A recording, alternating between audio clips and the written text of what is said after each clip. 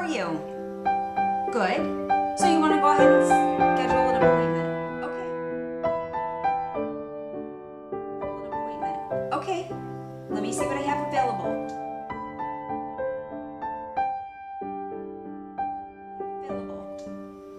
How is Monday morning, 9 a.m.?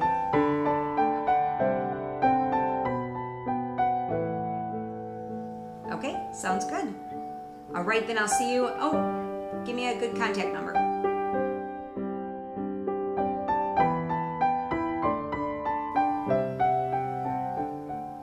Okay, we're all set. I'll see you at 9 a.m.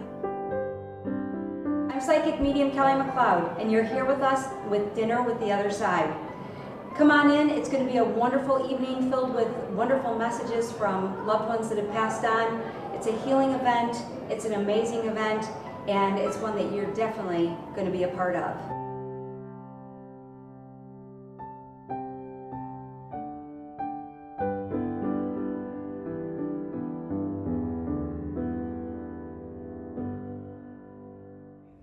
Beverly, it's been so long since I've seen you, so I'm so glad that you came today and joined us. We did a session, a private session, right. And who did we connect with? Well, we connected with my late husband. Okay. And I think we also connected, but I'm not sure if that was the same time, with a sister-in-law. Tell me when, from that very first time, that very first connection, and we connected with your late husband. Right. Tell well, me with about you, I was that. blown away. I mean, you totally connected with Jim completely. You totally told me all about him. You kept looking at me saying, well, you know, and I'm thinking, no, that doesn't sound like him. Then you kept saying something about the hair. Well, he was such a perfectionist with his hair. His hair always had to be perfect.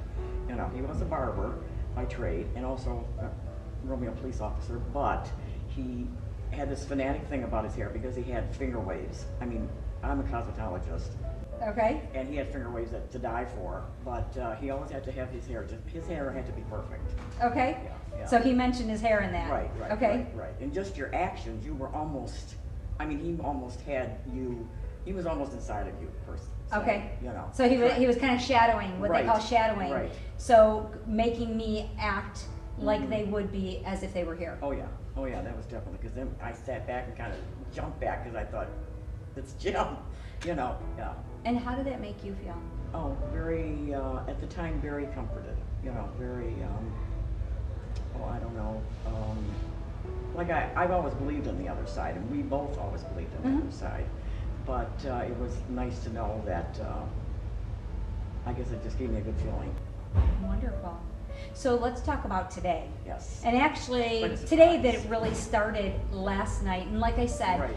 When I was getting ready, you know, I'm taking a shower, I'm getting ready, I'm thinking about the session today. Right. And, you know, when I'm in that zone, then sometimes the other side starts to connect and makes their communication. So there was this little boy that decided to make his appearance and say, hey, you know what, I'm going to be there tomorrow. And he was talking about this whole watery feeling or this drowning kind of feeling. So who is that little boy? Which is my grandson. Your grandson? And he was born with cerebral palsy and seizures. Okay. So he was definitely, you know, he was in a wheelchair for his whole life, but he knew you were there.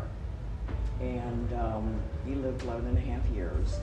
And he was just an angel, you know, you would just hold him and you could feel him snuggle, you know, but he went through a lot. Okay. He went through a lot. What other, just because I can't remember it all, what other pieces of information did he give so that you knew that we were definitely talking about him? Okay, well, first of all, since I was the first one, you kept saying October and my stomach just froze. Okay. Because that's me. Your birthday's October? Right, and also I almost forgot to tell you earlier, it's also his grandmother, or his great-grandmother's birthday is in October, later October. I forgot about that till later on in the session.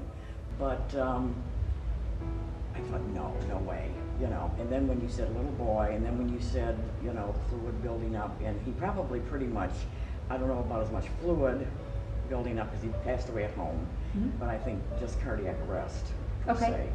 And he did have a breathing thing so that he could breathe better and, you know, stuff like that. But, and then the deeper you got into it, that's why I put my hand up and I thought for sure it was AJ. Okay. That's his name. What else did he have to say? Well, just to kind of let everybody know that he is there, you know, and to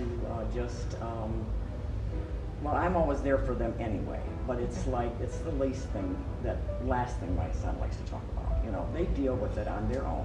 Right. And him and his wife and the kids. But they still have AJ's room. It's a computer room now. Okay. There's still AJ stuff all over the place, and it's still AJ on the front of the bedroom door. So would you say that through the course of all of this, even after his passing, have you been able to address that with his dad, or they just keep it? No, it's private between them.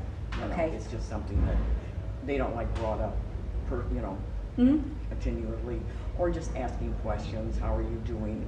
You know, for Jimmy, he's doing fine. He deals with it on his own. Right. So I think that really what AJ was trying to say, Right. he would like to have that kind of addressed with his dad, Right.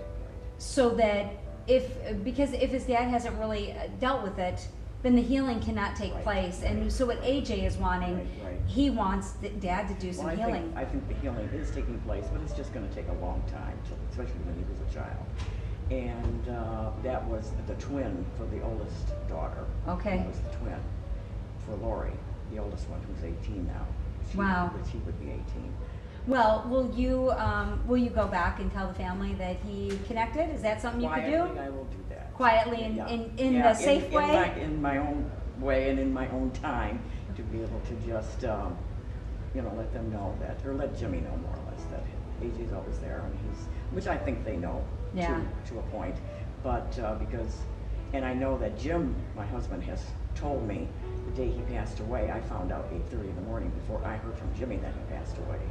There was a feeling that my husband came in, but I just assumed it's like a arm around you. Right, that comfort. So I just assumed it was just Jim. Well, Jimmy calls me, lets me know that he passed away, and when you pass away at home, you do have to have the sheriff's department come out. Right. If somebody's passed away at home. So it took him a little while to get to call me. And I didn't say anything then, because I wasn't thinking about it.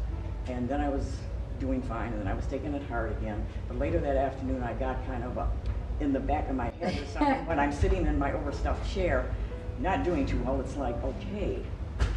I got it. We were there this morning, remember? It was like I was hearing this in my head.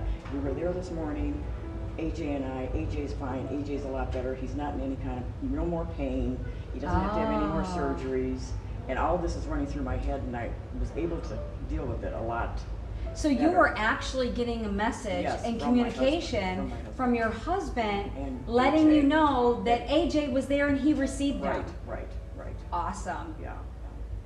So that's what really, I wasn't doing a real good job of talking really.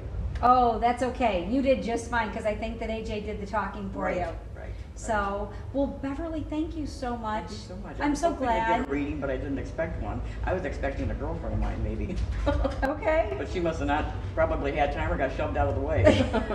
Well, that little boy definitely wanted to make his presence known starting last night. Right. So, Thank you well, very much. thank you. So happy to see you. Thank you for joining us here tonight at Dinner with the Other Side. I'm Kelly MacLeod, and I look forward to connecting with you. Don't wait for your loved ones to contact me. You can contact me at www.kellymacleod.com. You can also call me 1-888-KELLY4U.